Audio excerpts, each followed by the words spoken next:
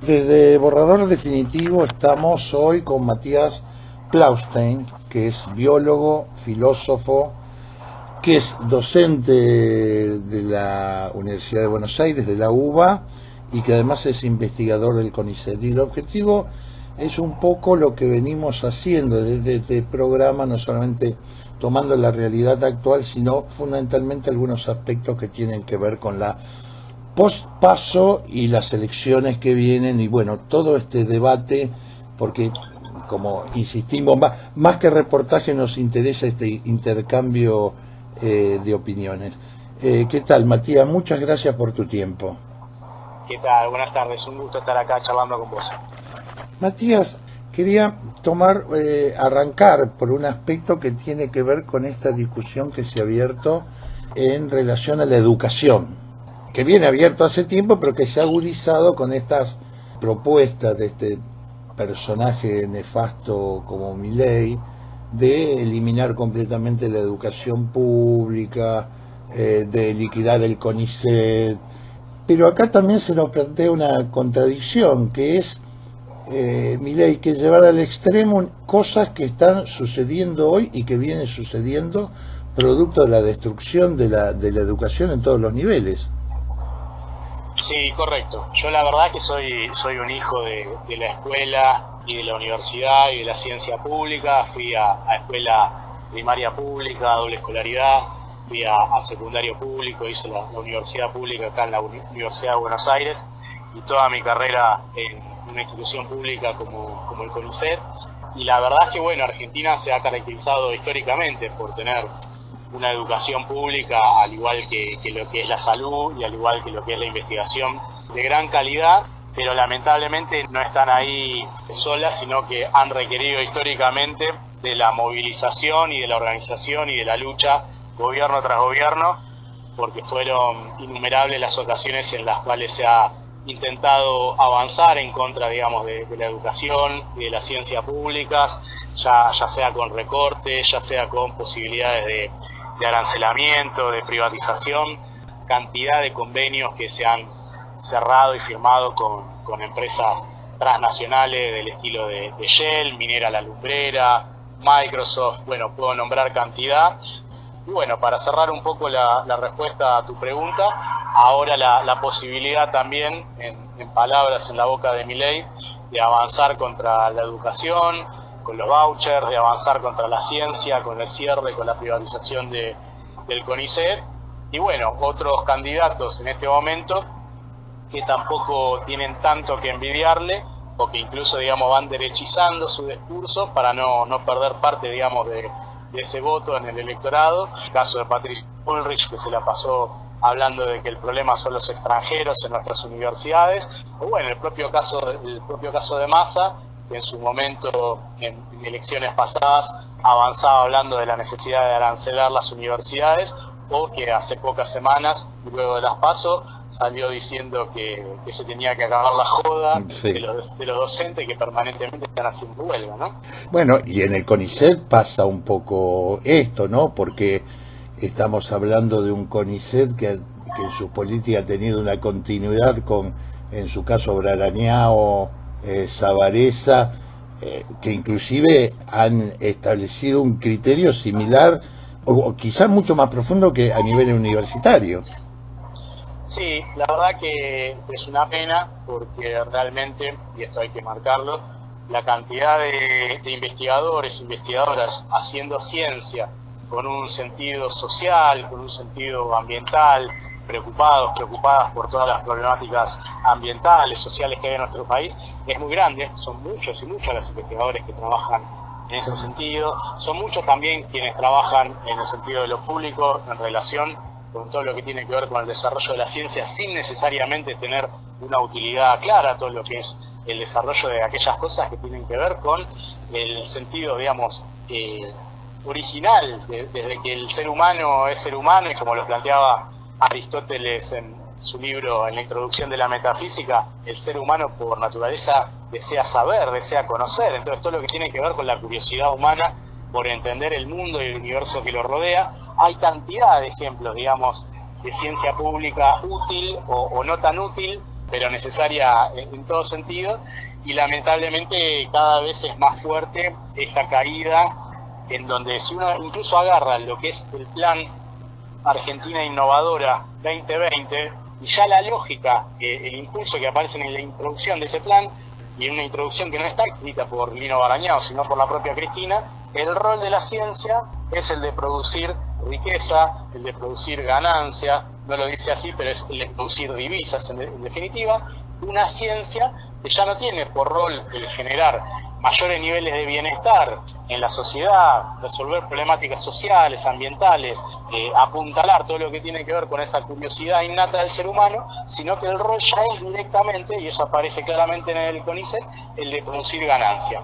Y de ahí que las respuestas que obtiene Milei cuando habla de cerrar el CONICET, en lo que es la línea del directorio del CONICET, es, no, pero el CONICET hace cantidad de trabajo que luego genera convenios público-privados con empresas. No, el CONICET ha hecho gran cantidad de trabajo para desarrollar, por ejemplo, el trigo transgénico resistente a sequía. El CONICET ha hecho cantidad de trabajo en relación con lo que tiene que ver con el desarrollo del litio, en relación con lo que tiene que ver con el gasoducto Néstor Kirchner. Es decir, todos los ejemplos, buena parte de los ejemplos que dan, son ejemplos que tienen que ver con este rol mercantilizado del CONICET y de la ciencia que hacemos, en función, por un lado, del extractivismo, y el lugar que ocupa en relación con transferir lo que hacemos. Esto también se vio muy fuerte, y eso lo trabajamos en un capítulo con algunas colegas durante la pandemia. Buena parte de lo que ha hecho el CONICET, buena parte de lo que han hecho nuestras universidades públicas,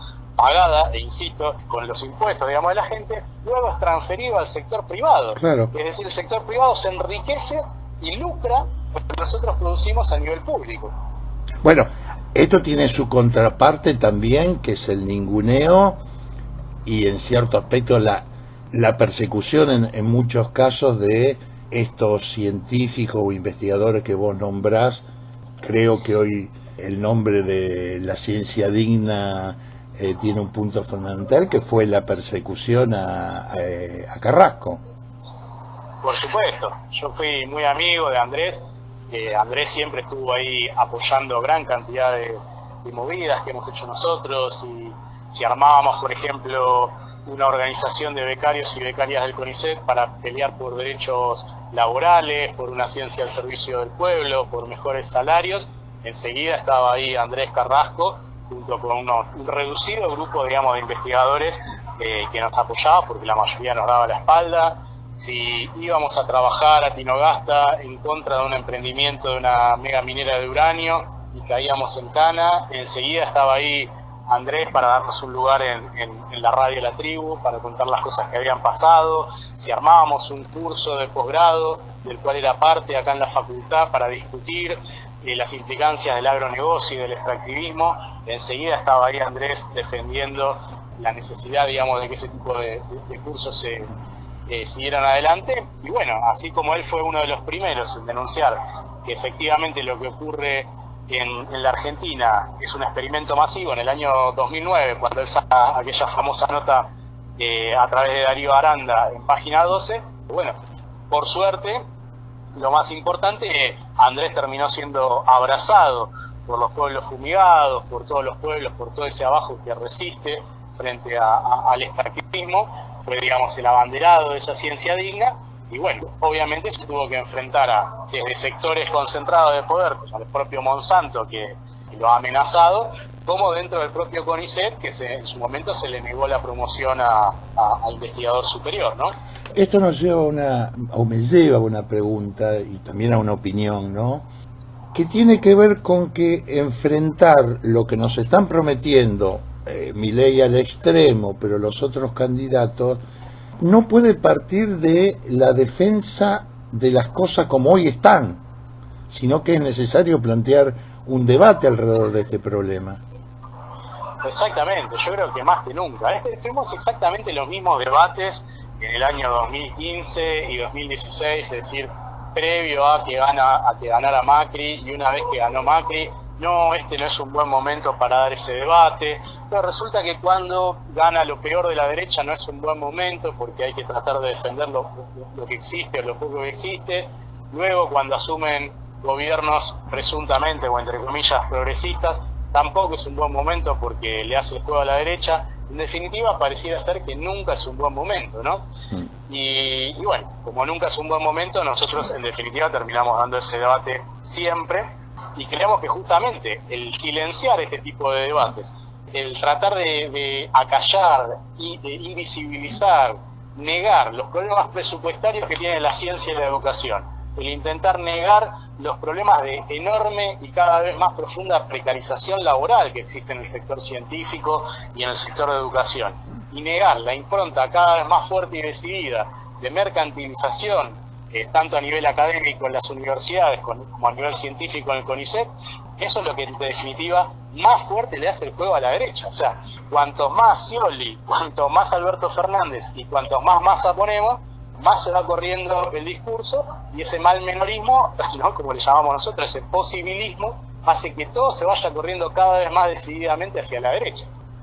Y hoy ese debate con el surgimiento de Milei, ¿también se está obturando?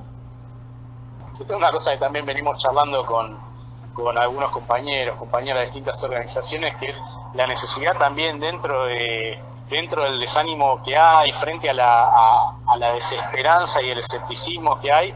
Es muy importante también en todas las conversaciones y los lugares en los que uno interviene, señalar, digamos, críticamente, pero a la vez trabajar lo que un poco uno podría llamar una suerte de pedagogía de la esperanza, ¿no? Una política de la esperanza, o sea, volver a tratar de entusiasmarnos y reentusiasmarnos dentro de un contexto tan negativo, de ver que las cosas se pueden cambiar y que las discusiones son oxigenantes, son buenas y son necesarias, ¿no?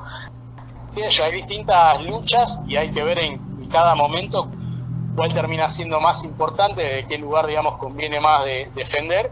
Y bueno, sobre todo lo más importante y lo más difícil es cómo hacemos para trabajar, digamos, en clave interseccional y empezar a tender puentes entre las distintas luchas, ¿no? Las luchas sindicales, las luchas de género, las luchas territoriales, las luchas de los sectores de los pueblos originarios, contra el activismo de las organizaciones sociales y el sector piquetero. ¿Cómo hacemos para tender puentes y golpear como un solo puño, no? Estamos totalmente, yo personalmente estoy totalmente de acuerdo, inclusive esta cuestión que vos en alguna nota te referís del extractivismo de los territorios, el extractivismo de los cuerpos. Ahora, da la impresión que salvo en algunas ocasiones, como ha sido en lo de Jujuy ahora muy importante, como fue en Chubut, a veces estas luchas aparecen, o estos reclamos aparecen como desligados, ¿no? Totalmente, y mentalmente nadie de nosotros tiene la receta. Son, digamos, problemas, preguntas, dudas que a uno un poco lo desvelan, en el sentido de le quitan el sueño, es decir, bueno, ¿cómo hacemos, incluso para abordar científicamente, ¿no? Arrancamos hablando de ciencia, ¿cómo abordar científicamente este tipo de problemáticas? Sin ir más lejos, cuando uno piensa en lo que representó 2001, bueno, un poco fue, en definitiva, Piquete y Cacerola, la lucha es una sola, ¿no? Y hubo una confluencia ahí de actores y actrices que logró superar, trasvasar lo que había hasta el momento. Nosotros pensábamos mucho en este momento, bueno, ¿cuáles serán esos actores o actrices centrales? ¿Habrá alguna posibilidad de que, por ejemplo, las organizaciones sociales, el sector piquetero, de la mano, digamos, del sector ambientalista, anti-extractivista, pueda llegar a representar en su conjunto, o quizás con el sector docente, que es el sector también, uno de los sectores más grandes del país y que en general muchas veces encabeza la lucha anti-extractivista? ¿Cuál es la manera, digamos, de encontrar esas uniones que nos permitan salir del lugar muchas veces de parálisis en el que estamos? Yo creo que lamentablemente venimos de un escenario muy complicado en el que se suman muchas cuestiones, se suma por un lado lo que representó la pandemia, que eso impactó muy fuertemente, más obviamente los distintos gobiernos ajustadores, pero se suma también una lógica, una temporalidad en este momento que es muy distinta de la del 2001 o de épocas anteriores, en donde la gente parece, viste la película Matrix, la gente está conectada, viste, a las redes, al WhatsApp, al Instagram, al Facebook, a Netflix o lo que sea, a la vez que está alienada por todas las redes.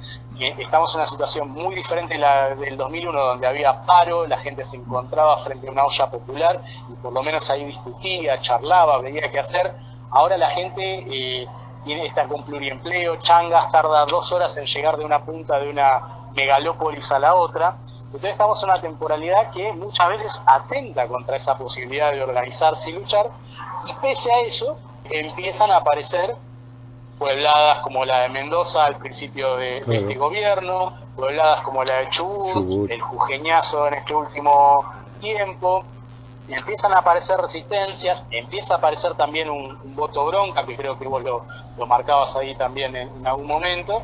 Entonces yo veo también, dentro de lo que fue un proceso de despolitización muy fuerte que hubo en los últimos años, y en el cual yo creo que lamentablemente el kirchnerismo jugó un rol muy importante en ese proceso de apatía y desmovilización, en donde generó camadas y camadas de militantes que iban a aplaudir, digamos, con políticas demagógicas. Recién ahora, e incluso con lo de Milei, se está generando nuevamente una repolitización de muchos sectores, y habrá que ver. Yo esto lo charlo también con compañeros, compañeras. Cuando uno piensa en el 19 y 20 de diciembre de 2001, te vas unos meses atrás o unos años atrás y nadie lo tenía en la cabeza. Sí. Lo que pasó hace unos años en Chile, nadie lo tenía en la cabeza, ¿sí? Entonces, a veces la historia, digamos, te sorprende, y hay, digamos, procesos de politización, de organización y de resistencia y de lucha muy fuertes y muy rápidos que superan todas las expectativas. Bueno, Matías, yo te agradezco muchísimo, seguiría charlando horas alrededor de este tema. Yo te agradezco y seguramente te vamos a volver a convocar. Bueno, no, cómo no, el agradecido soy yo. Siempre charlar de estos temas y poder difundir estos debates suma un montón, así que cuando quieran, tanto yo como todo nuestro grupo de trabajo estamos a disposición. Con todo gusto. También para difundir todas las cosas que nos pasen, el material lo podemos también ir compartiendo en las distintas redes. Con todo gusto, con todo gusto. Muchísimas gracias. A vos, un gran abrazo. Chao, chao.